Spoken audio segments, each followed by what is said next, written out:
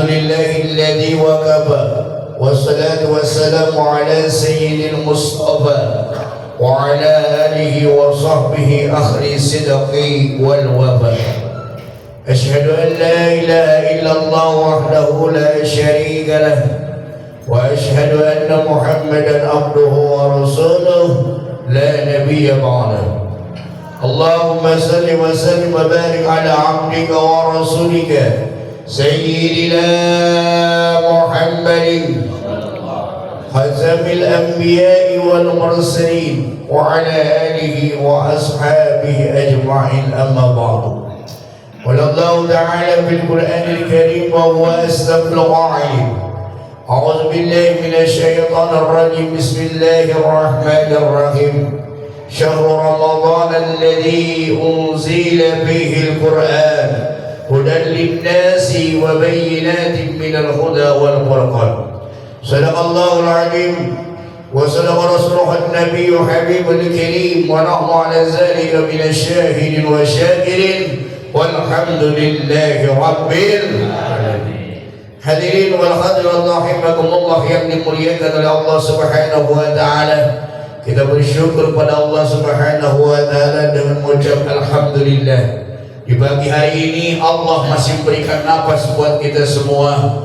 Allah masih memberikan kesempatan hidup di dunia ini. Allah pun masih memberikan kesempatan bagi kita untuk melaksanakan amalan ibadah di bulan Ramadan. Kita berdoa kepada Allah Subhanahu wa taala, mudah-mudahan seluruh amalan ibadah kita diterima oleh Allah Subhanahu wa taala. Amin ya rabbal alamin. Dan juga tidak lupa salawat serta salam semoga tetap tercurah keharibaan di dunia kita dialah baginda kita Nabi besar Muhammad sallallahu alaihi wasallam. Dan juga tidak lupa pada keluarga dan para sahabat-sahabatnya, termasuk kita selaku umat yang mendapat syafaatul uzma di yaumil qiyamah. Amin ya rabbal alamin. Hadirin rahimakumullah yang dimuliakan Allah Subhanahu wa taala. Ramadan adalah bulan tarbiyah. Ramadan adalah bulan pendidikan bagi kita. Bagaimana kita melaksanakan pembiasaan baik yang biasanya kita lupakan selama 11 bulan yang lalu. Kita akan memulai kembali untuk merefleksi diri, untuk memulai kembali, untuk memulai planning perencanaan kita dan beribadah kepada Allah Subhanahu wa taala. Maka di bulan Ramadan kita dimulai dari mulai sahur. Sahur adalah merupakan hal yang sunnah tapi membawa berkah buat kita semua. Walaupun kalau kita lihat dengan nafsu kita mungkin jam 3 atau jam 4 ibu-ibu sudah bangun, jam 2 sudah bangun untuk mempersiapkan makan. Secara logika lebih enak tidur daripada seperti itu. Tapi ini adalah hal-hal yang baik yang harus kita mulai untuk bangun di waktu fajar. Karena waktu fajar itu adalah merupakan waktu yang sangat berharga di seperempat malam kita. Maka oleh karena itu, ketika kita memulai untuk melaksanakan ibadah puasa sebelum sahur, manfaatkanlah kebaikan ini yang baik. Baik untuk diri kita, untuk badan kita. Yang pertama, ketika bangun, kemudian kita mandi di waktu fajar. Mandi di waktu fajar sebelum subuh adalah merupakan hal yang dianjurkan oleh Rasulullah. Bahkan kalau kita membiasakannya mandi sebelum waktu subuh, maka itu akan memberikan kesehatan buat kita semua. Tapi dengan hawa cuaca yang seperti ini kayaknya malas bagi kita. Walaupun dingin, setelah tidur itu akan memproses saraf-saraf kita semuanya. Bahkan barang siapa yang senantiasa mandi sebelum waktu subuh, maka hidupnya akan awet muda insya Allah. Yang kedua, biasakanlah kita, mungkin di bulan-bulan yang sebelumnya kita susah untuk melaksanakan sholat tahajud. Gak usah banyak-banyak, 2 rakaat saja, tapi kita rutinitas. Karena Allah Subhanahu wa taala tidak melihat sekali langsung 8 rakaat, tapi sekali doang. Ketika sahabat bertanya, "Ya Rasulullah, ayyul a'malu ahabbu ila Allah?" Amalan apakah yang paling dicintai oleh Allah? Adwa'uha wa in qala. Yaitu amalan yang sedikit tapi dilaksanakan secara terus menerus. Itu adalah mayem gitu. Itu adalah kebaikan. walaupun hanya 2 rakaat, tapi laksanakan. Tapi mudah-mudahan selama 30 hari ini nanti akan terbiasa. Itu yang terpenting.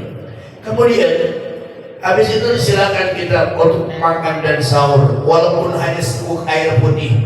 Itu adalah membawa berkah buat kita semua. Jangan mentang-mentang saya jago nggak usah sahur. Memang sahur itu adalah merupakan hal yang sunnah, tapi memang itu akan membawa keberkahan bagi kita, terutama untuk melaksanakan ibadah puasa. Dan setelah sahur jangan tidur. Di kebanyakan habis makan tidur, ini bahaya buat penyakit, bahaya buat badan kita. Karena kalau habis makan tidur itu ginjalnya tidak berfungsi, berat untuk apa? Berat untuk meramu daripada makanan-makanan kita. Makanya kenapa kita kalau habis makan kemudian tidur, habis bangun tidur lapar lagi. Padahal itu berbahaya untuk kesehatan kita. Ya, banyak sekarang ya, masih kecil udah diabetes, masih kecil masih remaja udah banyak penyakitan dan seperti itu. Habis makan karena ngantuk tidur, itu berbahaya. Makanya lebih baik daripada di rumah habis makan sahur, langkahkan kaki kita menuju masjid, i'tikaf di dalam masjid, berbanyak tasbih, berbanyak istighfar, berbanyak sholawat. Insya Allah berkah buat kita semua. Dan habis itu apa? Kalau sudah di masjid, komandan adzan subuh, maka di situ ada satu hal yang sangat berharga bagi kita. Mungkin kalau di luar 11 bulan kemarin lagi malas banget sebelum subuh datang ke masjid. Apa di situ? Itu ada yang disebut dengan salat fajar. Salatul fajr, rakaatul fajr khairum minad dunya wa ma fiha. 2 rakaat melaksanakan salat sunnah fajar. 2 rakaat melaksanakan salat sunnah qabliyah subuh, khairum minad dunya wa ma fiha. Itu lebih baik dari dunia dan isinya. 2 rakaat qabliyah subuh itu pahalanya lebih baik dari dunia dan isinya. Ya. Kita mungkin tidak punya rumah yang mewah seperti mereka yang hidup di perumahan. Kita tidak punya mobil yang mereka punyain. Tapi insya Allah dengan melaksanakan sholat sunnah qabliyah subuh, dengan melaksanakan sholat fajar, kita lebih kaya daripada mereka. Kita lebih kaya di dunia dan di akhirat. Maka oleh karena itu manfaatkan dengan sebaik-baiknya. Begitu juga dengan melaksanakan sholat subuh berjamaah. Maka barang siapa yang melaksanakan sholat subuh berjamaah, maka sholat subuh berjamaah kita adalah bersama-sama para malaikat. Para malaikat bersama-sama kita. Maka oleh karena itu mulai kita pembiasaan. Setelah sholat subuh, alhamdulillah kita masih duduk di majlis. Barang siapa yang duduk di majlis ta'lim walaupun hanya sejam, itu pahalanya lebih banyak di hadapan Allah Subhanahu wa ta'ala. Apalagi di bulan Ramadan ini. Kalau bisa dengerin dulu sebentar, paling hanya 10 sampai 15 menit untuk mengupdate ilmu pengetahuan. Sekarang sekolah tuh mahal bayarnya. Pesantren mungkin bagi kita gak usah karena udah tua, ya. Apalagi kuliah, nih yang seperti ini gratisan, yang seperti ini hanya tinggal dengerin. Tapi insya Allah mendapatkan ilmu buat kita semua. Nah, setelah sholat subuh mendengarkan seperti ini, kita silakan berbanyak zikrullah, memperbanyak tasbih, tahmid, dzikir, sholawat sampai waktu syuruk. Waktu syuruk itu apa? Waktu syuruk itu adalah waktu di mana terbitnya matahari. Maka di situ ada sholat sunnah namanya sholat sunnah isyraq. Silakan sholat sunnah 2 rakaat.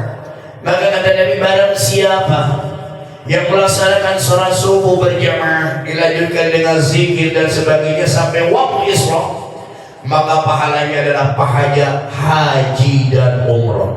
Jadi kalau sekarang kita mau haji 39 tahun mungkin menunggunya, hampir 40 tahun, dan umroh memang mudah tapi lumayan 30 jutaan, kita nggak punya uang. Tapi insya Allah dengan melaksanakan rutinitas tadi, pahalanya bagikan haji dan umroh. Maka oleh karena itu mulailah pembiasaan-pembiasaan di bulan Ramadan. Tidak tahu apakah usia kita nanti, apakah umur kita akan sampai ke Ramadan yang akan datang. Tidak ada yang bisa memastikan. Kemarin saudara-saudara kita banyak berkumpul dengan kita di sini. Ternyata setiap tahunnya di rusun aja udah berapa? Hampir ratusan mungkin yang meninggal dunia ya. Puluhan sampai ratusan yang PJNI ya, betul nggak? Tuh, Itu saudara-saudara kita yang kemarin kumpul bersama di masjid ini akhirnya tidak bertemu lagi. Apakah saudara-saudara kita yang hari ini ada di masjid ini tahun depan, Ramadan depan bisa masih berkumpul? Apakah masih berkumpul dengan saya atau saya tidak ada lagi di sini? Atau yang lainnya? Maka manfaatkanlah dengan sebaik-baiknya. Dan oleh karena itu ketika kita berpuasa, jangan lupa sholat tidak boleh ditinggalkan. Banyak orang yang berpuasa tapi sholatnya ditinggalkan. Ibarat apa? Ibarat kita menaruh air, ibarat kita mengisi air di dalam ember, tapi embernya bolong. Kira-kira airnya ada di ember itu? Gak ada. Jadi kalau orang yang berpuasa tapi dia tidak sholat, maka nilai puasanya nol di hadapan Allah Subhanahu wa Ta'ala. Oleh karena itu juga puasa ini ibarat pembersih bagi kita semua. Kalau kita minum kopi, biasanya dedek kopinya diminum apa enggak? Enggak ada. Kopinya aja yang diminum kan? Tapi di bawah itu ada dedek. Itu ibaratnya manusia. Ketika manusia itu banyak dosa selama setahun ini, tapi satu hari pertama dengan kita banyak beribadah sedikit-sedikit, yang tadinya dedek itu mulai encer. Hari kedua, hari ketiga terus diisi dengan air. Insya Allah hari 30, maka yang tadinya kopi yang hitam itu, yang sangat pekat itu, maka tidak ada airnya, tapi diisi air, dituang air, 30 hari, insya Allah airnya akan menjadi bening. Itu manusia gambaran kita. Dosa-dosa kita yang banyak itu setiap hari kita berpuasa, setiap hari kita membaca Al-Quran, setiap hari kita berzikir, tarawih terus, insya Allah 30 hari akan bening seperti air. Kita berdoa kepada Allah Subhanahu wa Ta'ala, mudah-mudahan kita diberikan kesehatan dan umur panjang oleh Allah Subhanahu wa Ta'ala, diberkahkan rezekinya. Mudah-mudahan penyakit-penyakit yang ada dalam diri kita di bulan Ramadan disembuhkan. Amin. Mudah-mudahan kita diberikan kekuatan dan hidayah. Semoga kita disampaikan pada bulan Ramadan. Begitu saja khutbah yang saya sampaikan, kurang lebihnya minta maaf. Wallahu muwaffiq ila aqwamit thoriq. Assalamualaikum warahmatullahi wabarakatuh.